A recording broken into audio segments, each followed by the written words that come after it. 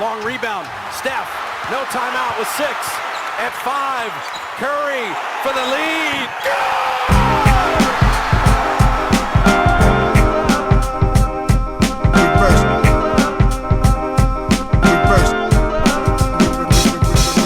The game's a game. The game's a game. The game's a game. The game's a game. Always, always, always.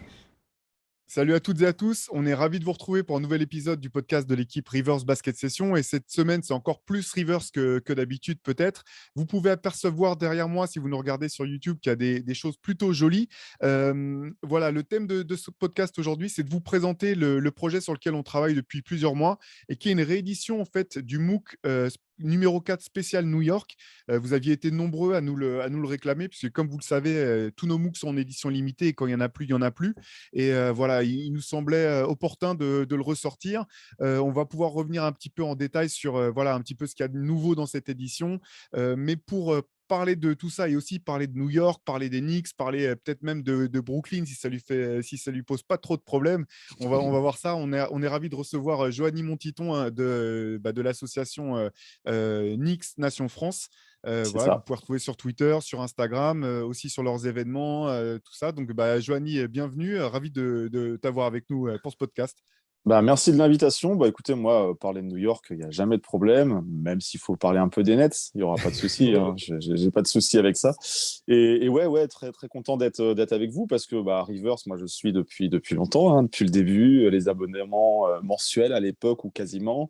Et puis, le changement sur le MOOC, c'est un très bel objet. Et puis là, la version upgrade, oh là là, elle a l'air magnifique déjà rien qu'à la voir. Donc ouais, bien sûr, moi, je réponds présent pour ce genre d'invitation, forcément, avec grand plaisir. Et puis, on est ravis parce qu'on va pouvoir donner un petit peu la suite parce qu'en fait, si ceux qui ont déjà eu l'édition originelle de ce MOOC-là savent qu'il y avait justement une interview de toi, Joanie, dans laquelle tu présentais un petit peu ton rapport avec New York, l'association Knicks Nation France, etc. Donc, on va pouvoir aller un petit peu plus loin. Simplement pour vous donner quelques informations, voilà, des informations sur ce MOOC. Donc, vous verrez en allant sur Basket Session qu'il existe 3 packages en fait. Il y a une édition simplement avec beaucoup de guillemets, qui concerne la réédition du MOOC. Donc, cette fois-ci, c'est couverture rigide. On a rajouté 120 pages de contenu, d'articles originaux dans ce numéro pour aller encore plus au fond de la culture new-yorkaise et des figures de légende qui incarnent la grosse pomme. Vous verrez aussi qu'il y aura une édition limitée à 500 exemplaires donc, de ce MOOC accompagné d'une surcover, là où à nouveau surcover original signé de Yann Dallon qui avait signé la couverture originale du MOOC 4 avec Spike de face et Biggie derrière et que dans cette édition limitée à 500 exemplaires, on vous a préparé aussi quelques petits goodies additionnels, notamment une petite carte, carte en édition limitée de collectionneur, un petit peu dans l'esprit des cartes peut-être Upper Deck que certains d'entre vous connaissent bien. Voilà, à l'ancienne. Et puis une petite planche de stickers plutôt sympa. Voilà, si vous êtes fan de Spike, de New York, des Knicks ou de Rivers, pour égayer un petit peu vos laptops ou que sais-je encore. Et pour ceux vraiment qui sont à fond dans New York, il y aura une édition limitée à 100 exemplaires qui sera accompagnée d'une lithographie de la couverture du MOOC que vous pouvez voir derrière moi et qui sera signée et numérotée par Yann Dallon, dont on salue encore une fois le travail. Franchement, cette cover, elle est quand même, c'est une de nos préférées pour tout vous dire. Donc voilà un petit peu ce qu'on pourra retrouver ou ce qu'on peut retrouver dans cette réédition du MOOC 4, édition premium, qui est disponible sur Basket Session dès aujourd'hui. Et puis pour arrêter un petit peu, faire refermer la page réclame, voilà, vous savez que c'est tous nos MOOCs sont en édition limitée, donc ça sera premier arrivé, premier servi. Ratez pas le train en marche, parce que ce MOOC-là, c'est vrai que ce qui nous a décidé à le ressortir, c'est que vous avez été vraiment nombreux à nous le demander sur les réseaux, par mail, etc. Donc voilà, à l'approche des fêtes, on se disait que c'était l'occasion de ressortir ça. Voilà. Popular demand. Exactement. Voilà, exactement. J'en profite, ce n'est pas la peine de nous envoyer des messages sur Messenger pour nous demander les MOOC. Ou alors il faut harceler Théo, mais moi, ce n'est pas la peine. Je n'ai pas accès au stock. Voilà, j'en profite. Antoine en a marre mal pour New York. Antoine en a marre des groupies en délire qui réclament non-stop. Pour le MOOC new-yorkais, c'est vraiment celui où on a eu le plus de demandes après. Ouais, c'est vrai. Même sur New York. New York, celui qu'on a le plus. Moi, celui pour lequel j'ai reçu le plus de messages pour me demander le MOOC. Et même depuis qu'on sait qu'il y a la réédition, j'ai du mal à pas révéler le secret, à dire qu'on le ressort. Il y en a plein qui me disent je suis prêt à mettre tant. Enfin bon, voilà, On va faire un système d'enchères. Il faut faire un système d'enchères. Il y a déjà un petit peu ça parce qu'on nous a remonté du fait que sur le Bon Coin, il y avait des reventes assez chères des numéros qui sont épuisés. Voilà, les numéros 2 à 5 qui sont complètement épuisés. Maintenant, commence à se revendre un petit peu. Donc là, c'est vraiment l'occasion. Pour vous en dire un peu plus, si vous voulez avoir le détail du sommaire, hein, voilà, vous trouverez sur Basket Session toutes les informations.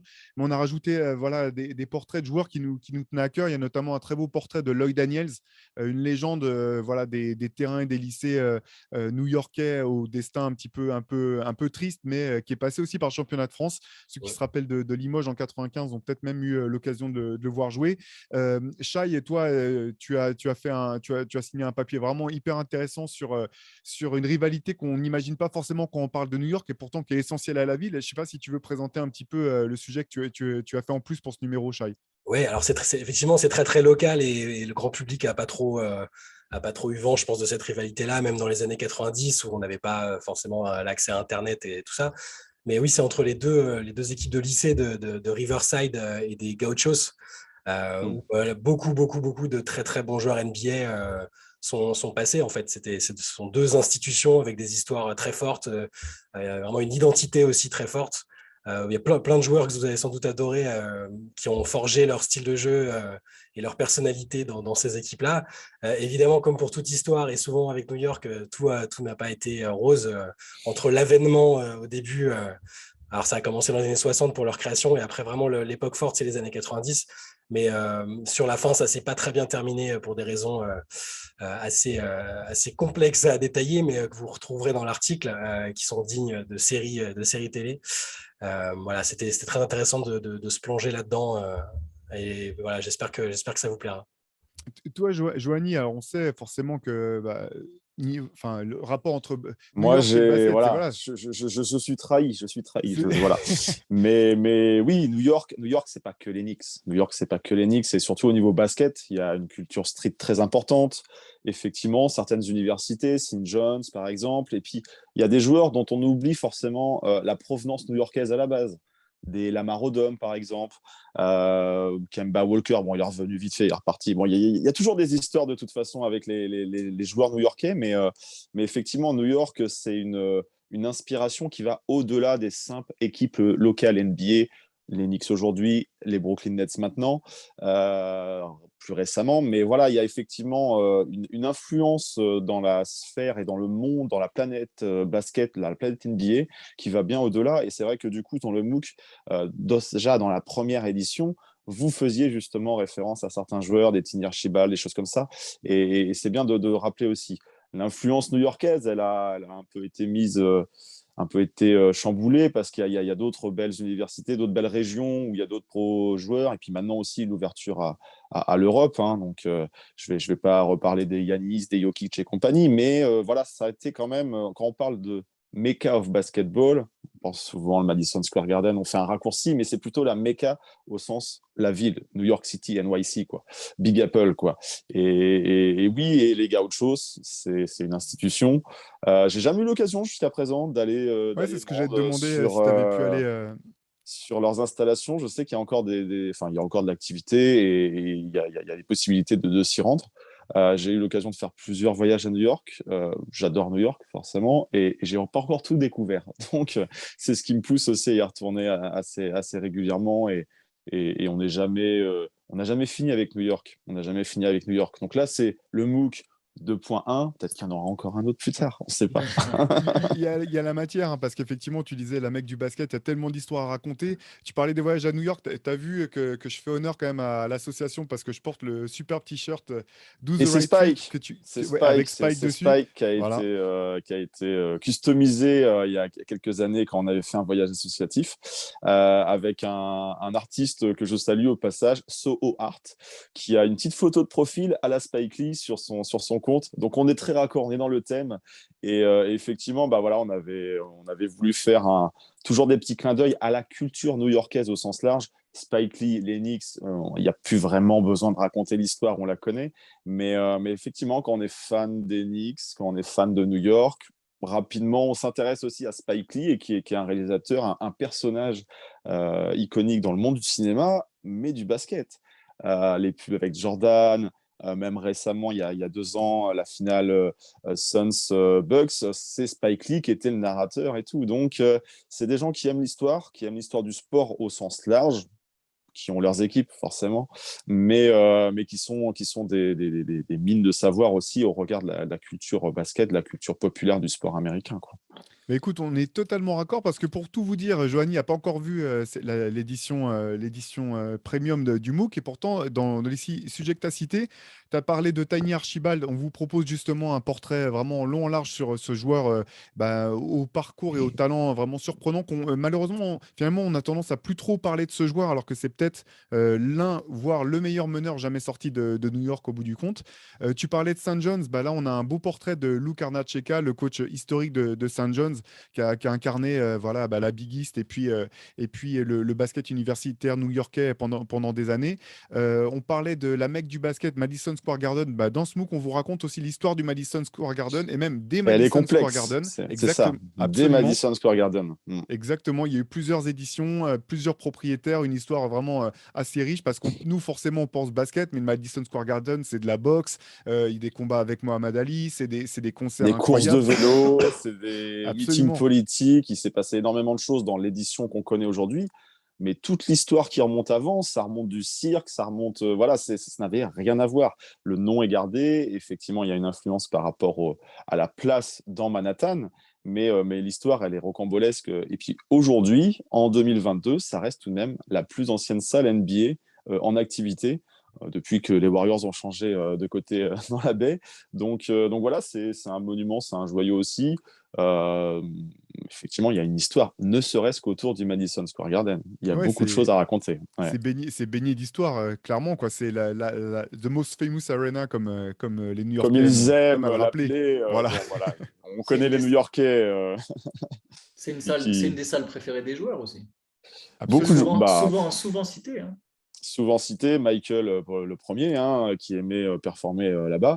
Mais oui, effectivement, c'est une salle beaucoup aiment venir jouer, pas forcément y élire domicile à la saison, ça on le sait, on va pas trop s'étendre là-dessus, mais parce que alors moi j'ai pas eu l'occasion de faire énormément de salles en NBA, j'ai eu l'occasion d'aller jouer. Est-ce que vous aviez participé à un match, vous avez pu jouer sur le parquet du Madison, si je me On trompe a pas. pu jouer pendant 1 heure sur le parquet du Madison Square Garden. Voilà, effectivement, avec l'association, il y a 2-3 saisons, avant ces histoires de fichu Covid, on va pas, voilà. Et on a eu l'occasion de jouer pendant 1 heure sur le parquet, donc c'est irréel. Il y a des gens qui ont marché sur la Lune, nous on a joué sur le parquet du Garden, donc voilà, on est aussi heureux que ça. Et donc oui, j'ai joué au Garden, en toute modestie, mais j'ai eu l'occasion d'aller un peu au Barclays, un petit peu au Staples Center, ça s'appelle encore le Staples Center. C'est pas les mêmes atmosphères, c'est pas les mêmes ambiances, c'est pas les mêmes équipes, c'est pas le même éclairage, tout ça, mais voilà, effectivement, moi, le Madison Square Garden, c'est le cœur, quoi. C'est le cœur par rapport à le cœur de Manhattan, le cœur de New York, et puis forcément, effectivement, par rapport à ma passion de supporter NBA, quoi. Je trouve qu'au Garden, et je pense que tu l'as ressenti et vous l'avez ressenti quand vous y êtes allé, mais au-delà de l'atmosphère qu'il y a, du niveau de l'équipe sur l'année en question, sur chaque saison, on ressent un peu le poids de l'histoire, en fait. C'est curieux parce que c'est pas la franchise la plus titrée, c'est pas forcément celle qui a eu les plus grosses stars ou quoi, mais il y a une atmosphère que moi j'ai pas retrouvée dans toutes les autres salles que j'ai faites. Et ouais, c'est vraiment ce qui rend le Garden unique, même sous ses différentes versions. Il y a quelque chose dans même chez les gens qui viennent, en fait. Alors parfois, le public, tout à fait, ouais. Il y a des touristes, il y a beaucoup de touristes selon les périodes de l'année, mais ceux qui viennent et les connaisseurs, le New-Yorkais de base qui vient contre vents et marées, tu sens quand même que voilà, c'est quelque chose, les résultats des Knicks l'affectent, que ça bouscule un peu son quotidien selon les victoires et les défaites, qui reprend espoir en même temps qui désespère dès que ça va mal. Il y a quelque chose qui est très, très unique, je trouve, par rapport aux autres salles que j'ai faites. Non, mais il y a la salle, comme tu dis, c'est marqué d'histoire de beaucoup d'événements. Il y a l'architecture qui est assez unique Ouais. aussi. Ce plafond qu'on ne retrouve pas forcément dans d'autres salles. Et le public, ouais, le public. Alors forcément, oui, c'est New York, c'est proche de Broadway et compagnie. Donc il va y avoir du tourisme parce que bah voilà, on va voir un spectacle, on va voir vivre une expérience. Donc il y a indéniablement du tourisme. Un peu maintenant aussi qui se dirige vers le Barclays Center parce que c'est moins cher, c'est un petit peu moins cher, donc voilà. Et puis Brooklyn, c'est plus tendance, c'est plus hype aussi, pourquoi pas. Mais il y a aussi des connaisseurs, il y a des vrais die-hard Knicks fans. C'est pas qu'un public de touristes. Bien sûr. On peut voir, on peut vibrer dans des matchs qui des fois ne pètent pas de mine sur l'affiche, et puis voilà, suivant le déroulé de la rencontre, il y a une réelle ambiance, et suivant aussi où on est positionné. Voilà, il y a des tribunes peut-être un peu plus touristes et des tribunes un peu plus de public local. Et ouais, c'est à vivre. C'est à vivre. Franchement, je recommande à qui peut partir à New York d'essayer de pouvoir assister à un match au moins une fois dans sa vie. Et puis voilà, après, tu supportes l'équipe que tu as envie de supporter, mais Non, ça sera assurément un bon moment, quoi. parce que c'est vrai que le Madison, il est en plein milieu de New York, en fait, ce qui n'est pas le cas C'est de tout ça. un tas de Ouais. salles qui ont été construites plus tard et du coup qui ont été retrouvées. Par exemple, si ceux qui ont eu l'occasion d'aller au Palace d'Auburn Hills à l'époque à Détroit, la Ouais. salle était complètement à l'extérieur de la ville, il fallait Mm. prendre une autoroute, etc. Le Chicago Stadium de l'époque était aussi loin, enfin, je crois que le Excentré, Barclays quoi. Center est en Excentré, face, ouais. mais il est quand Ouais. même vraiment excentré par rapport au centre de Chicago. Là, il y a ça aussi, c'est qu'on sort du Madison, et ben, on est au cœur de New York, il y a les restaurants, les magasins, les gens qui sortent du métro, c'est vraiment au cœur de la ville, quoi. C'est ça, ouais. Et puis bah, on le dit, c'est la ville qui ne dort jamais. Il y a cette énergie dans New York qui respire. Et puis alors, quand les Knicks se gagnent en sortie de match, hein, vous avez vu les vidéos l'année dernière, le public peut s'emballer assez vite. Bang bang. Bon, bing bong, bing Bing bong. bong, Mais pardon. Ah, j'étais ce pas bon. bing bong, il a fait flop. Il n'a pas forcément été bien Pauvre vécu Nems. par les Ouais. supporters a posteriori. Mais pour la petite anecdote, sans cette histoire de bing bong, nous, sur le dernier voyage qu'on a fait juste avant la coupure Covid, donc on était avec un groupe de supporters, on était une soixantaine, ou voilà, je ne sais plus le nombre exact, et on a eu la chance d'avoir deux affiches, une victoire contre les Chicago Bulls, ça fait toujours plaisir, et On une sent les rageux victoire. de l'époque. Non, mais voilà, ça Je fait plaisante, plaisir, ça je fait te plaisir. taquine, je te taquine. Surtout que moi, je suis pas spécialement un rageux. Jordan, j'ai apprécié comme beaucoup. On est tombé dans le basket aussi grâce à lui. Et puis une victoire contre les Houston Rockets du duo Westbrook-Harden. Donc voilà, le sacré duo. Et voilà, donc victoire un petit peu improbable en fin de match et tout. Et puis à la fin, voilà, ça chantait, ça criait dans les travées. Et en sortie de rue, sur qui on tombe? Larry Johnson, grande mama, LG. Et bah voilà, on l'interpelle comme ça, il était de bonne humeur, on était tous de bonne humeur, et on a passé un quart d'heure, 20 minutes dans la rue à échanger, à dédicacer, à faire des photos, et il se faisait klaxonner dans la rue par des gens qui passaient, qui le reconnaissaient et tout. Et voilà, c'est ça New York. New York, c'est une ville qui aime le sport aussi, qui souffre avec ses Knicks parce que les résultats, ils sont pas souvent au niveau des espérances, mais qui pue le basket, qui sent le basket, et même voilà, sur les abords du Garden, c'est une atmosphère voilà, qu'on retrouve pas forcément dans les autres villes, quoi.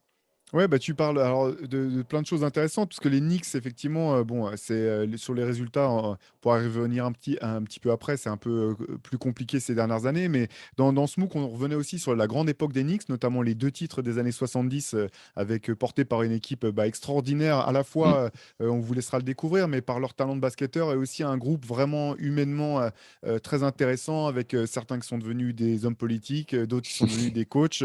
Ouais. C'était vraiment un mix de personnalités très intéressant. Il y a aussi, comme tu le disais, le fait qu'à New York, le basket est partout et a commencé par la À rue. chaque coin de rue, à chaque coin de rue, Exactement, ouais. Ouais. exactement. Et donc là, le nombre de légendes de la rue est incalculable, mais on est revenu quand même sur certaines d'entre elles, notamment pardon, Le Manigo, GOAT, bien sûr, le voilà, le GOAT. GOAT, absolument. Et aussi sur Pee Wee Kirkland, figure légendaire du street, dans la rue, dans le basket, mais aussi pas que dans l'autre côté de la culture de rue. Dans les deux games, Voilà, exactement. Oui, voilà. Ouais. absolument. Et voilà, donc on revient sur voilà, des figures un petit peu étonnantes. Et puis pour revenir à New York qui gagnait, on revient aussi sur les New York Nets, donc l'époque où où les Nets étaient encore en NBA et où ils étaient portés par un très grand Julius Erving, peut-être même l'époque où Julius Erving était à son apogée, avant même En prime, qu'il n'arrive ouais. en NBA en ayant déjà les genoux un petit peu en moins bon état. Voilà, il y a tout un tas de sujets comme ça qu'on vous propose dans Smook et qu'on imagine être vraiment notre objectif. Alors c'était un peu utopiste, c'était de faire le livre le plus complet ou du moins le plus oui, complet voilà, sur le basket new-yorkais. Ça ne veut pas dire qu'il est exhaustif, mais ça veut dire qu'on a vraiment essayé de couvrir comment Un dire, panel l'intégralité du spectre large, voilà, ouais. du basket à New York. Et puis tu parlais des aspects culturels parce qu'effectivement, pour enfin, je vais prendre mon cas, moi, New York, c'était bien sûr le basket, mais La musique, c'était aussi la le hip-hop. musique, le Ouais. hip-hop, c'était aussi les films avec Spike Lee. Il y a un très beau portrait de Pierre Armand Samama de Spike Lee, voilà, sur son histoire en tant que réalisateur, son rapport au basket, etc. Et c'est une ville qui continue de faire rêver. Et c'est pour ça, peut-être, là, tu vas pouvoir nous en dire plus, Johnny, mais c'est pour ça aussi que les attentes sont toujours un peu démesurées quand il s'agit des Knicks. Toi, quel est ton regard sur ça, sur en gros, l'état de forme des Knicks actuel et au vu de ces 10-15 dernières années? Ouh là là. On a combien de temps là? 2 heures, 3 heures là? En résumé, hein. Et on ne cherche On va pas à faire version retourner la courte. hallebarde dans la plaie, hein, c'est pour, Non, parce non, qu'il y a, il y non, a quand même mais des C'est pas raisons un de couteau, c'est une s'enthousiasmer. hallebarde. carrément, carrément. Mais c'est bon, j'ai la peau solide. Non, non, mais effectivement, oui, il s'est passé beaucoup de choses sur 15-20 ans. C'est difficile de résumer tout ça. Il y a indéniablement des problèmes de management. Hein, on va crever l'abcès assez vite. Il y a des attentes parce que c'est la plus grosse scène, c'est la franchise NBA, la plus haute valeur marchande, quoi. Donc, elle n'a toujours pas été vendue. Certains aimeraient bien faire des petits changements de propriétaire, mais c'est il y a un contexte. Il y a un contexte. New York, c'est pas la capitale des États-Unis au sens capitale fédérale, mais d'un point de vue culturel, économique, et il y a quand même un petit peu de tout ça, quoi. Donc, du coup, forcément, les attentes, elles sont décuplées. Il y a eu des erreurs de management, des erreurs de choix de joueurs, il y a eu des blessures, il y a eu des choses. Bernard King, par exemple, qui à un moment donné, on peut dire, il rentre dans son prime en étant au Knicks, et puis une carrière qui est fauchée par des blessures. Et après, un what if, qu'est-ce qui se serait passé si Bernard King avait pu revenir associé avec un Patrick Ewing, par exemple. Donc là, je ne suis pas à 15 ans en arrière, je suis peut-être un peu encore plus loin, mais il y a une franchise qui est là depuis le début de la NBA. Donc voilà, la NBA dans sa version toute originelle et tout, et qui a fait des finales au tout début, on a tendance à les oublier, et qui ne gagnait pas dès le début déjà en fait. Et il a fallu attendre les années 70 pour avoir la belle époque avec les Frazier, les Reed et compagnie. Et puis après, des traversées du désert, il y en a eu plusieurs, quoi. Il y en a eu plusieurs. Il y a eu les difficultés dans les années 80 avec les problématiques de drogue et compagnie. Donc New York, voilà, c'est un peu l'espoir perpétuel de briller là où elle se sent légitime de briller en tant que un peu source de ce basket, parce que le basket a été inventé par un Canadien, mais très vite, ça s'est très bien diffusé sur Big Apple, et puis les différentes communautés. Le basket, au tout début, c'était un basket plus de gens blancs, plus de communautés juives, et elle est plutôt implantée pas mal sur New York. Donc, il y a eu ces petites ligues un petit peu, ces petits... toute cette histoire en fait historique et culturelle, et pour autant l'équipe pro elle n'arrivait pas à avoir ses résultats. Il y a eu les Boston Celtics qui ont tout raflé pendant des années. Après il y a eu voilà les Bulls de Michael, et puis des changements de propriétaire. On cherche une star, on cherche tout le temps une star, alors qu'en fait c'est pas forcément la formule qui a gagné, parce que l'époque Frazier et compagnie, c'était pas que des stars dans cette équipe. Donc voilà, donc il y a une recherche d'une star, de joueurs qui brillent, et Carmelo Anthony en est un peu le dernier exemple en date. Et du coup, c'est plus avec des équipes un peu besogneuses que New York pour trouver son salut. Et là, voilà, sur ces dernières années, oui, on a loupé KD, oui, on a loupé Kyrie. Bon, moi, quand je vois un peu Il y a moins de regrets maintenant. le folklore, on va dire, de la situation de l'autre côté du pont, je regrette pas vraiment. Hein. Je regrette pas vraiment, même si c'est des joueurs très très talentueux, mais là où on tombe très très très très vite, un peu trop vite parfois sur les Knicks, je me dis que là, on n'aurait pas pu tenir. On n'aurait pas pu tenir moralement avec ces deux personnages. Euh, donc, du coup, voilà, l'équipe s'est construite différemment et va dans le bon sens, à mon sens. Il n'y a pas forcément de shiny, de côté bling-bling, de star high level, de méga star NBA, mais voilà, il va falloir prendre le temps, développer des joueurs. Beaucoup décrit le coach Tom Thibodeau. Voilà, il a des choix des fois un peu douteux, où il a sa recette. Mais voilà, il y a quand même une certaine forme de prendre son temps, à voir combien de temps ça dure. Parce que la patience et New York et la patience et les Knicks, c'est pas des choses qui vont très, très, très, très bien ensemble. Donc voilà, donc le retour en playoff, là, il y a 2 saisons, c'était inespéré. C'était une méga surprise. La 4e place était trop haut par rapport au niveau réel, on va dire, de l'équipe, mais pourquoi pas. Et l'année dernière, ça a été un peu un dur retour à la réalité et des problèmes comportementaux et des histoires et du Knicks drama assez facile à ressortir parce que les joueurs donnaient un peu le bâton pour se faire battre. Julius Randle en tête.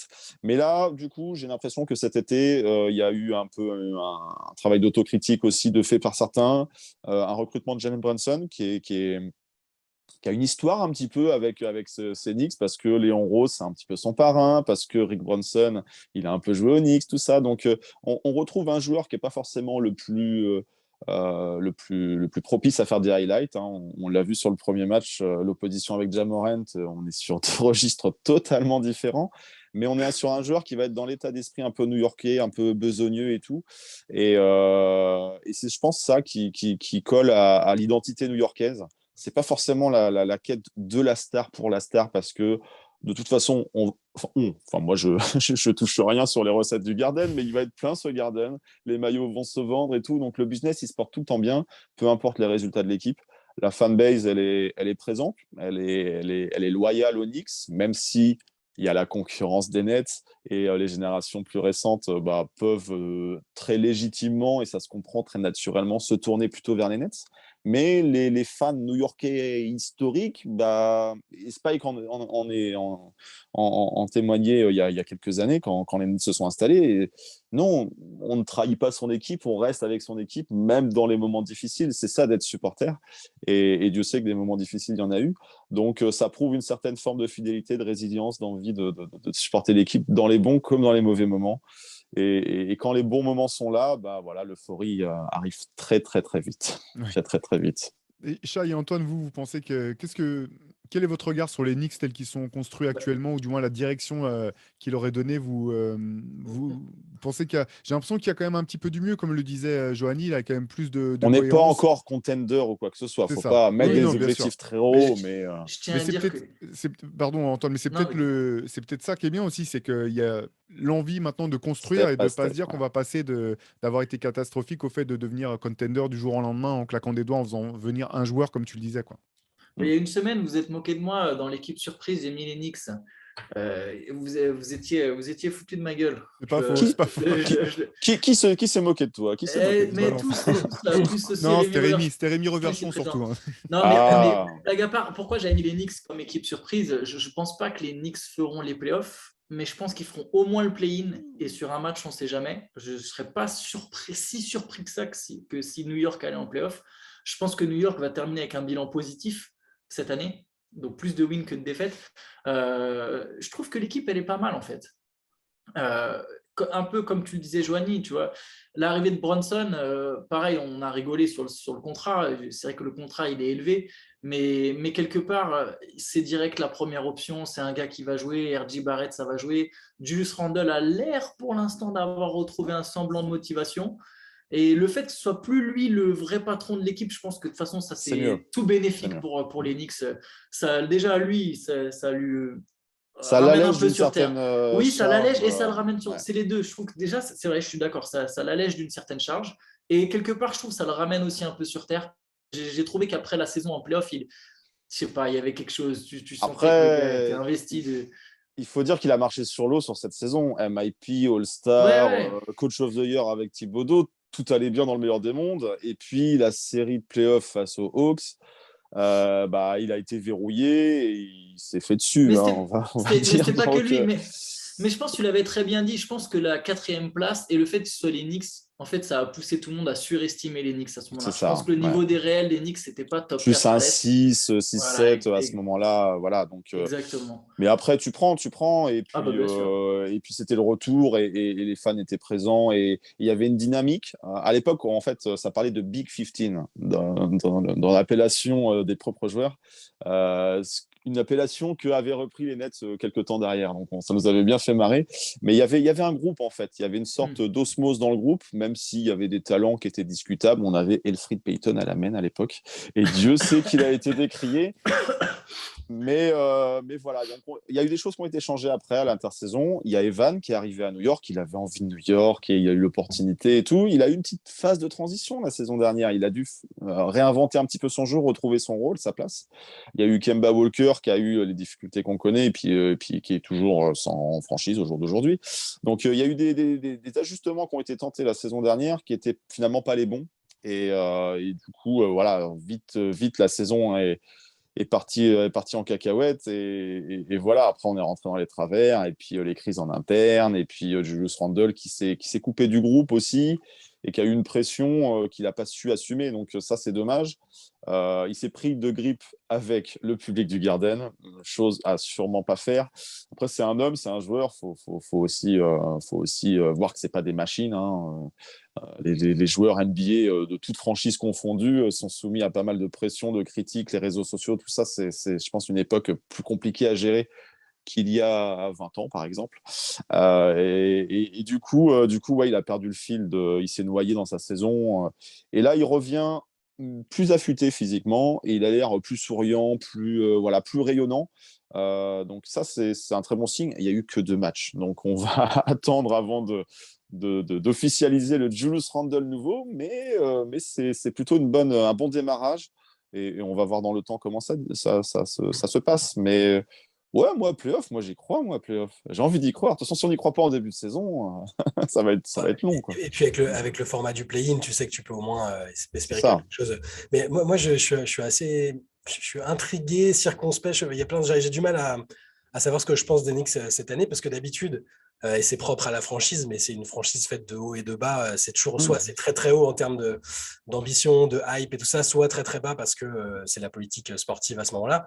Et cette année, je sais pas, j'arrive pas à trouver ce qui va un peu déclencher l'étincelle que moi j'attends et que j'aime toujours bien en tant que je me décris pas forcément comme un fan d'Enix, mais j'ai passé du temps là-bas, j'ai adoré tout ce qu'il y avait autour de la franchise, de la culture, tout ça, mais j'attends toujours qu'il y ait une étincelle, quelque chose qui fasse un peu monter la pression. Là, sur cette équipe de cette année, je sais pas, et c'est peut-être mieux en fait, hein. C'est peut-être que l'équipe a besoin d'une forme de quiétude et une vraie saison de transition où on va pas s'attendre à ce qu'ils finissent 4e.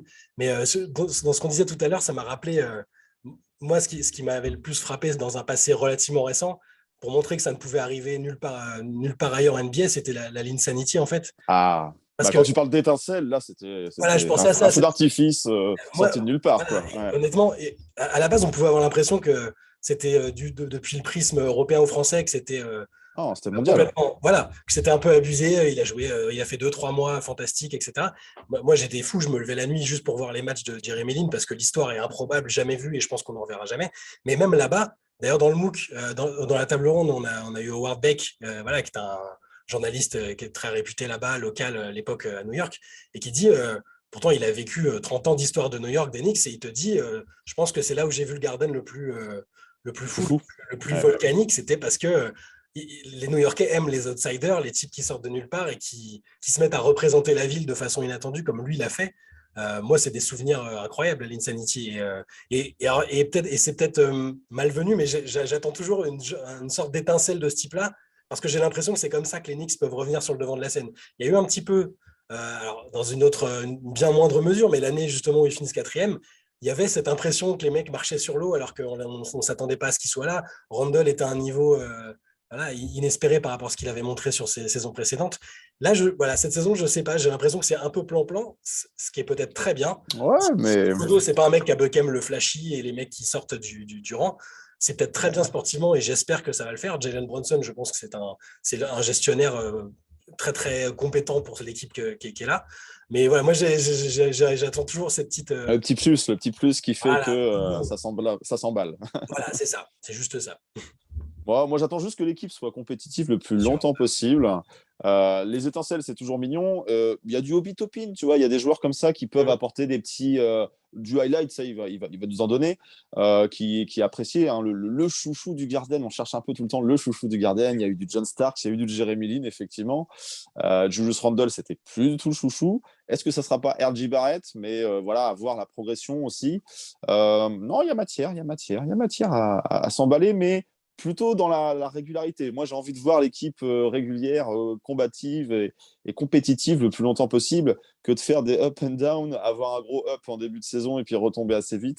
Ça serait dommage. Donc voilà, ça va être surtout un rythme de croisière et puis accrocher des belles équipes quand elles seront de passage au Garden, quoi. Pourquoi pas. Mais en fait, c'est fou, mais les Knicks, ils ont besoin de prendre exemple sur les Nets jusqu'à la signature de KD, en fait. Oui, C'est-à-dire voilà. que les Nets avaient réussi à construire une culture et j'ai l'impression que c'est ce que les Knicks essayent de faire. Je pense qu'il leur faut plus qu'une saison de transition, il en faut peut-être 2 ou 3 où vraiment il y a un groupe, quelque chose de solide qui se construit. Voilà, ça gagne 40 matchs, puis 45. Peut-être une année, ça joue les playoffs. Voilà, il y a des jeunes qui se développent. On a parlé de Barrett, il y a aussi Quickley, il y a Quentin Grimes, il y a Obi Toppin. On essaye de construire quelque chose au moins de solide. Et après, à ce moment-là, aller chercher cette superstar ou cette étincelle. Et voilà, juste, il faut tomber sur des meilleures personnalités que Durant et Kyrie. Ils sont pas passés si loin de bouleverser un peu le truc parce que j'ai ouais. réécouté JJ Redick, enfin Donovan Mitchell chez JJ Redick tout à l'heure et disait moi le 1er septembre je vais me coucher, je pense que le lendemain matin je suis un joueur d'Enix. Avec les informations que j'ai, on me dit que je vais être un joueur d'Enix et au final ça s'est pas fait. Mais Ouais, je pense que cet été c'était pas loin. Ouais. c'est Donovan Mitchell. Ah oui, Donovan Mitchell, oui. Mais bon, après, ce sera peut-être à terme une bonne décision parce que c'était peut-être pas le joueur qu'il fallait. Au-delà, même s'il y a l'identité new-yorkaise, qu'il est de là-bas et que c'est toujours compliqué d'aller jouer à New York en tant que New-Yorkais. On a vu des exemples qui n'ont pas fonctionné. Hein, donc, qu'on retrouve dans le MOOC. Hein, par exemple. Mais puis, ce qui est marrant, en fait, c'est ce que tu dis est très vrai, Johanny, c'est qu'au bout du compte, quand les Knicks ont gagné, ils n'étaient pas armés de superstars. En fait, tu avais effectivement Willis Reed et Clyde Frazier pour les 2 titres qui étaient peut-être les 2 stars avec Earl Monroe, qui est arrivé sur la deuxième partie. Voilà, mais sur la ouais. deuxième partie. La grande équipe qui ont fait vibrer les années 90, tu avais effectivement une superstar en la personne de Patrick Ewing, Ouais. mais après, c'était des joueurs besogneux, des joueurs de devoir. On a Patrick Ewing, forcément, on a un portrait de Patrick Ewing dans le MOOC. On a aussi une interview avec John Starks, qui était fan des Bulls. J'adorais John Starks. J'étais plus impressionné à l'idée de parler avec John Starks quand on avait pu faire l'interview qu'avec des stars NBA qui ont eu des carrières bien plus ronflantes par la suite. Et c'est vrai quoi que paradoxalement, depuis 20 ans, on a l'impression qu'à New York, on cherche à faire venir des superstars avant tout. Et quand on regarde un peu historiquement, c'est pas comme ça que la franchise a été performante, quoi. Mais c'est une ligue de superstars, donc effectivement, si tu n'as pas de superstar, tu existes peut-être moins ou tu n'es pas considéré de la même façon dans la ligue. Après, ça reste les Knicks, donc même sans superstar, c'est ce que je dis, le business il se porte bien et l'équipe elle a toujours sa fanbase et elle sera toujours attractive parce que médiatiquement il y a un intérêt autour de la ville, de la franchise. Mais voilà, faut pas vouloir aller plus vite que la musique. Les Nets, est-ce qu'on prend exemple sur les Nets? J'ai du mal à dire des choses comme ça, moi. Mais, mais effectivement, ils avaient progressé, ils s'étaient retrouvés une certaine légitimité après les histoires de trade de Paul Pierce, KG et compagnie. Ils ont pris du temps, ils ont mangé leur pain noir. Après, bon, Brooklyn, c'est peut-être un peu plus il y a moins d'attentes légitimement et historiquement que les Knicks. On les a peut-être plus laissés tranquilles pour se reconstruire et voilà. Mais après, quand l'opportunité des mégastars s'est pointée, est arrivée, a été mise sur la table, c'est difficile aussi de dire non, quoi. C'est difficile de dire non. Si tu as un Kevin Durant qui veut arriver, même s'il a le tendon en vrac, tu le prends parce que voilà, ça peut te faire passer un cap où tu deviens réellement contender. Ah non, mais il faut le faire. Mais les noms ne font pas forcément l'équipe, quoi, ne font pas le résultat. Donovan Mitchell cet été, on en a beaucoup parlé, ça a beaucoup animé les discussions. Il y a beaucoup de gens qui étaient contre, d'autres qui étaient pour parce que j'ai envie d'une star, des highlights, tout ça. Ouais, c'est un New-Yorkais, enfin de l'État de New York. ça réussit pas tout le temps, hein. Les New-Yorkais qui ont réussi à New York, il y en a finalement assez peu, quoi. Mais après, c'était peut-être plus l'envie de la star que le besoin de la star par rapport à la construction de l'équipe, qui pouvait poser question, et puis de savoir la contrepartie, le prix à payer. Donc voilà, je pense qu'on n'est effectivement pas passé très loin. Eh bien voilà, maintenant il faut se baser sur les forces en présence. Moi, j'ai tendance à dire, si t'as pas ce que t'aimes, aime ce que tu as, quoi. L'équipe, tu la supportes avec les joueurs qui la constituent, et puis peut-être que demain, peut-être à la trade deadline, il se passera des mouvements, on verra. Mais l'idée, c'est de faire progresser l'équipe petit à petit. Et la grande révolution de la star qui change tout, même dans la NBA au sens large, quand on prend du recul, pas forcément que par rapport à New York, pas forcément par rapport aux Knicks, c'est pas tout le temps gage de réussite, quoi. Donc, faut une construction d'équipe, ça prend du temps. Ça prend Surtout du que temps, quoi. moi, ça me fait repenser au moment où ils ont tradé pour Carmelo à l'époque, en lâchant un nombre gigantesque de joueurs, alors que je trouve que l'équipe collectivement était vachement bien, était intéressante. Ouais, Ça se développait. il y a beaucoup de gens qui regrettent ce trade de Melo. Surtout que c'était faisable Moi, un peu plus tard. C'était faisable un peu plus tard. Enfin, sa venue pouvait être actée parce un peu plus qu'il tard. il était agent libre et tout, Ouais. mais en même temps, moi, j'ai toujours un regard un peu différent par rapport à pas mal de fans avec qui on discute. Finalement, moi, je trouve qu'il fallait le faire, ce trade. Mhm. Oui, il y a eu des joueurs qui ont été lâchés, mais quand on regarde a posteriori la carrière de ces joueurs en question, est-ce que c'est d'un niveau de Carmelo? Pas forcément, hein, pas du tout même. Donc après, est-ce qu'il aurait fallu patienter? Amaré, il a eu des problèmes de santé aussi, donc il tenait un peu les rênes de l'équipe et c'était très bien. Il a repositionné New York et les Knicks sur la carte NBA à ce moment-là avec cette hype. Mais c'était aussi une petite sorte de contre-réaction par rapport aux Tres Amigos de Miami. Miami, pardon, le lapsus. Et donc, du coup, il fallait construire un peu des big tree, il fallait construire des associations de stars. Donc, il y avait déjà Amaré qui était arrivé, qui avait repris New York, Nick Sarbach et tout, qui avait porté l'équipe sur ses épaules. Mais est-ce que avec le temps, avec du Gallinari, avec du Son Chandler, du Timofey Mozgov, ça aurait été vraiment très très loin? Je sais pas, j'ai un doute là-dessus. Et je crois que c'était sur ESPN, sur le moment du trade, où ils évoquaient ça, et ils disaient c'est plus facile de perdre des role players pour récupérer une méga star ou une superstar. Et à l'époque, Melo en était une méga star. Parce que des role players, on va en retrouver. Des joueurs de complément, on peut en retrouver a posteriori. Mais des superstars, des méga stars, c'est pas tous les 4 matins que ça passe devant ta porte. Donc c'était un gars de Brooklyn, il avait cette envie et tout. Il était un petit peu dragué par les Nets, hein, à l'époque. Donc il y avait peut-être aussi cette pression des Nets qui était encore dans le New Jersey. Donc, puis Dolan, le sulfureux propriétaire, bah, il voulait sa star, quoi. Il la voulait. Donc, il y a eu la tentation. Ils ont cédé à cette tentation. Ils ont payé un prix qui était élevé. Mais a posteriori, je sais pas, moi, je regrette pas forcément les joueurs qui sont partis parce que quand je regarde leur carrière, je me dis, bah voilà, le Mélo, il a quand même, sans les résultats qu'on aurait pu espérer, parce qu'il y avait cette hype et l'idée c'était de concurrencer le Miami Heat. Voilà, ce qu'il n'a pas réussi à faire. Il n'avait pas cette âme réellement de franchise player. Mais voilà, je pense que il fallait le faire quand même, ce trade. Moi, il a réapporté de l'espoir là où Amaré Stoudemire en avait apporté. Donc, et finalement, le Stoud a été très rapidement à l'infirmerie sur la touche, là où Melo a continué quelques saisons avec des hauts et des bas. Plus de bas que de hauts d'ailleurs, mais dans la Big Apple, quoi. Ouais, bah c'est effectivement, ouais, c'est une question qui, de toute façon, Melo aura divisé vraiment tout au long de sa carrière. Je crois que dans le MOOC, on te posait la question de savoir si, pour toi, il était, comment dire, son maillot devrait être retiré à Non. l'avenir pour l'équipe d'Enix. Et voilà, je sais que c'est une question qui est clivante parfois J'ai de chez les fans de New l'affection York. pour lui, j'ai de l'affection pour lui parce qu'il a été le visage de la franchise, hein, faut le dire. Il a ramené de la hype. C'est un super attaquant. C'est pas un bon défenseur. C'est pas un franchise player. Il y a des joueurs comme ça. C'est pas une tare, faut le reconnaître. Tout le monde ne peut pas être un LeBron, un Michael Jordan. C'est compliqué. Même en mettant un Phil Jackson plus ou moins dans les pattes, ça l'a pas transformé. Ça l'a pas fait passer un cap.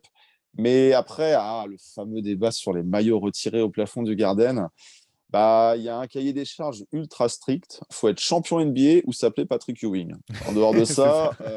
ça va être difficile d'avoir sa place. Donc, ramenez-nous un titre et on mettra des maillots au plafond. Il y a tout un tas de joueurs qui mériteraient d'avoir leur maillot parce qu'ils ont marqué l'image, enfin l'histoire de la franchise.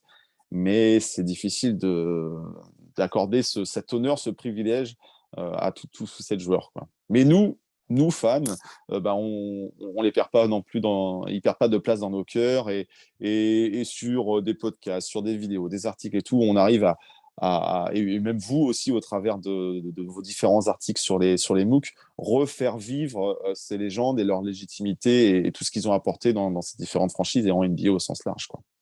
Ouais, bah, c'est vrai que plus précisément dans ce MOOC spécial New York, et c'est un petit peu ce qu'on avait fait aussi dans celui spécial Chicago, l'idée c'était de ne pas parler uniquement des grands joueurs des Knicks, mais des joueurs de New York, donc ceux qui venaient d'autre part et ont brillé à New York, comme Dr. J avec les New York Nets, même si lui, il est aussi de l'État de New York à la base. Hein, Dr. J, il est de Long Island, si je ne me trompe pas, mais aussi des joueurs de street ou des joueurs, tu parlais de maillot, et du coup, Shai, je pense à un des articles que tu as signé aussi, où c'était une joueuse qui portait un maillot d'Enix en couverture Sur la de couverture de Slam. Slam, ouais, Slam. Exactement, ouais. Est-ce que je te laisse parler de cette joueuse que peut-être tout le monde ne connaît pas. Ouais, Chamique Holdsclaw qui avait le potentiel pour être peut-être la GOAT du basket féminin en strict terme de basket, je pense, qui a fait une carrière correcte en WNBA, hein, mais qui a eu des graves soucis personnels au niveau mental, des problèmes de vie assez graves.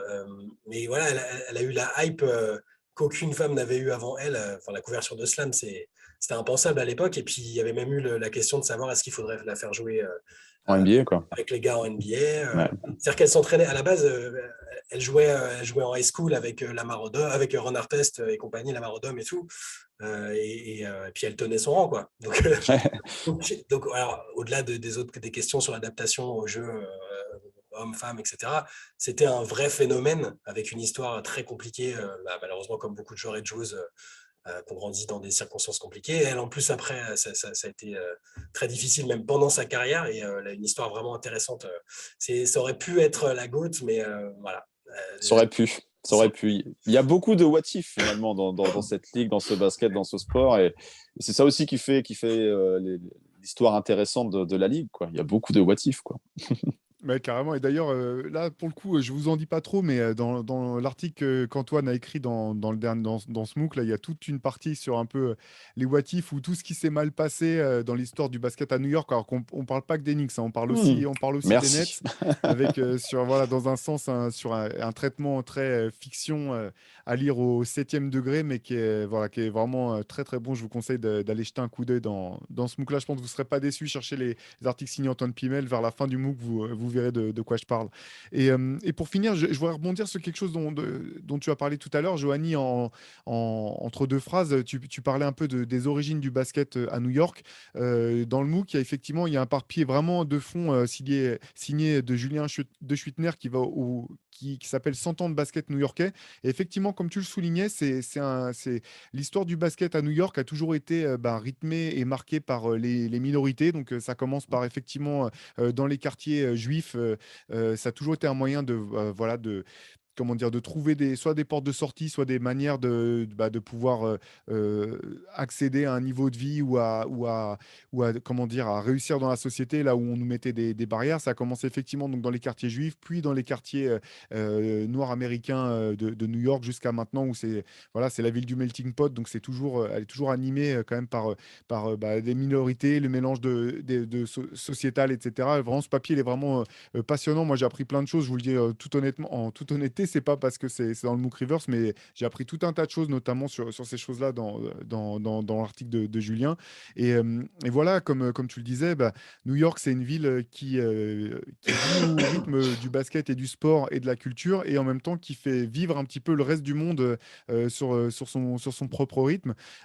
Toi, avec l'association Johanny, qu'est-ce que vous avez est-ce que vous avez des projets à venir autour de tout ça? J'imagine que vous en avez plein, c'est ça? L'association, elle a été créée en 2016 et elle continue de vivre. On essaie de la faire développer sur différents aspects.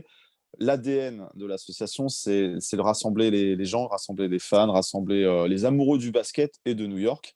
Donc, du coup, on a différents types d'événements. On avait, pas plus tard que dimanche dernier, notre premier rassemblement de la saison au Hoops Factory à Paris, où on avait une trentaine de personnes et on a passé un bon moment à jouer au basket dans une chaleur pas possible. Il n'y a vraiment plus de saison.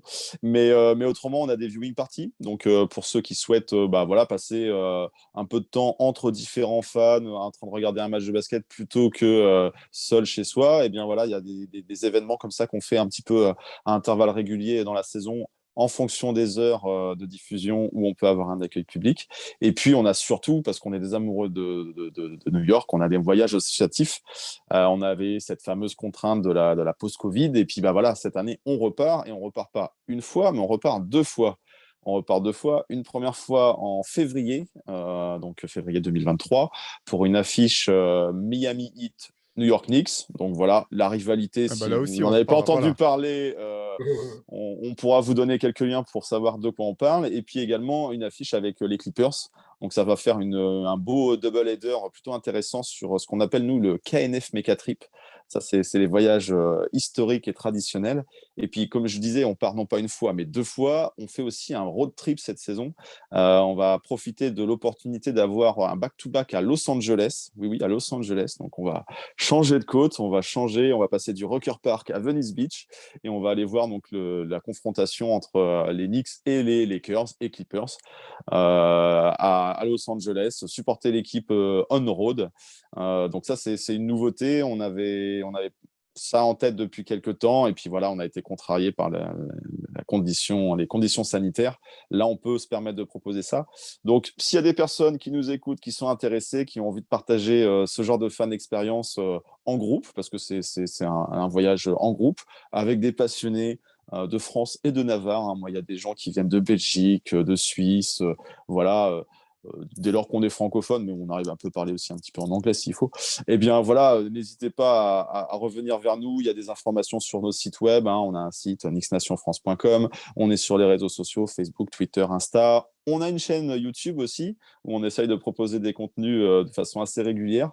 On a parlé de tout un tas de joueurs. On a des petites séries documentaires qu'on produit en toute modestie. Hein. On fait parler notre passion et puis on raconte un petit peu les histoires qui ont un peu été oubliées, les anecdotes, tout ça. Donc on a tout ça.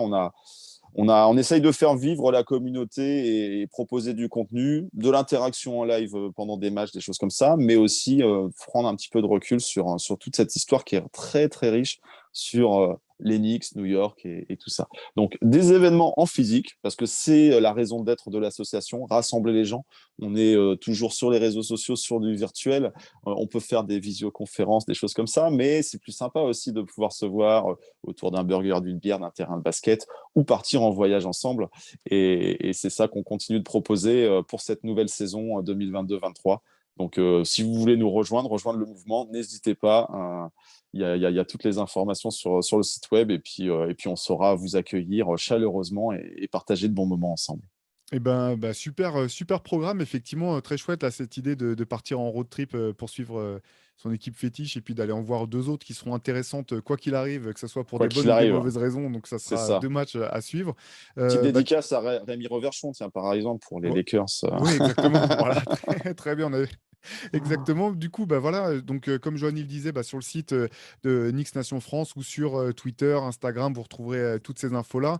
Nous, on vous rappelle donc la sortie est vraiment événement pour nous, en tout cas, de la réédition du MOOC 4 spécial New York. Donc, 320 pages. Vous verrez quand vous l'aurez entre les mains, c'est vraiment un bel objet. C'est un pavé aussi, plein d'histoires, d'anecdotes, voilà, de culture new-yorkaise. C'est pour tout savoir un petit peu de la relation de New York avec le ballon orange. Donc ça, c'est à découvrir et à commander sur basketsession.com. Comme je vous le disais au début de ce podcast, il y aura trois éditions différentes. Choisissez celle qui vous convient le mieux, mais sachez simplement qu'elles sont limitées, donc ça part relativement vite. Et puis, nous, cette année, c'est vrai, on en a parlé tout à l'heure, on aura quand même, moi j'ai hâte quand même de suivre un petit peu New York. J'étais fan de Jalen Brunson, enfin j'aime beaucoup ce joueur, je pense qu'il peut apporter plein de choses, donc on va suivre la saison des Knicks avec intérêt. intérêt et attention sur Basket Session et puis aussi avec les amis de Knicks Nation France et puis des autres comptes Twitter spécialisés, enfin qui dédiés plutôt aux Knicks ou à New York. Il y a quand même, c'est ça qui est chouette en fait dans la communauté basket française, c'est que il y a vraiment matière à échanger, suivre la NBA comme peu d'endroits, je pense honnêtement. On a cette chance d'avoir la richesse de contenu et de une communauté très riche et dynamique. Et voilà, je sais pas si toi, un petit mot de la fin, Johanny, là pour cette saison. Allez, on va essayer de. Bien sûr, tu es obligé de garder la casquette de fan des Knicks, mais un petit pronostic pour New York cette saison. Ah, pour New York cette saison, moi j'aimerais bien un petit top 7, top 8 au pire, tu vois, mais et raccrocher ce wagon playoff, même s'il faut passer par le play-in. On a fait un podcast que vous retrouvez aussi sur toutes les plateformes de streaming de podcast, et moi je vais monter jusqu'à 44 victoires cette saison, quoi, sur un bon alignement de planètes, sur des résultats cohérent et une progression constante tout de même de nos jeunes joueurs et le renfort de Brunson. Effectivement, un meneur, ça change quand même beaucoup de choses dans le jeu, même en NBA, dans la NBA moderne. Même s'il mesure qu'1m85, j'avoue, c'est ma taille, donc moi je vais pas troller les mecs d'1m85. On peut faire de belles choses avec 1m85. C'est aussi la taille de Donovan Mitchell au passage, hein. Donc non, mais voilà, donc non, je suis très content de la manière dont l'équipe se construit et j'ai envie d'être optimiste pour ce début de saison. On fera le bilan plus tard, mais j'y crois et il ne faut pas avoir des objectifs démesurés, mais non, c'est jouable, c'est possible, on pourra en reparler. Et puis un dernier mot, foncez sur ce MOOC Rivers, parce que si vous l'avez loupé, là, il ne faut vraiment pas le louper, parce que là, la version, on peut pas plus donner envie avec un beau spike comme ça, et encore plus de pages. La première version était déjà top, alors la version extended, waouh. Foncez dessus avant qu'il soit trop tard. Eh ben, merci encore, Johanny, d'avoir passé un peu de temps avec nous. C'était vraiment un Avec plaisir plaisir. de te recevoir. Avec plaisir pour renouveler l'expérience durant la saison. Comme je le disais tout à l'heure, on suivra les Knicks avec attention. Pour tout ce qui concerne le MOOC, tout ce qui concerne l'actualité de la NBA, c'est sur basketsession.com, vous le savez. Et puis, nous, on vous donne rendez-vous dès la semaine prochaine pour un nouveau podcast. Ciao à tous et puis bon début de saison à tous. Merci. Salut. Ciao.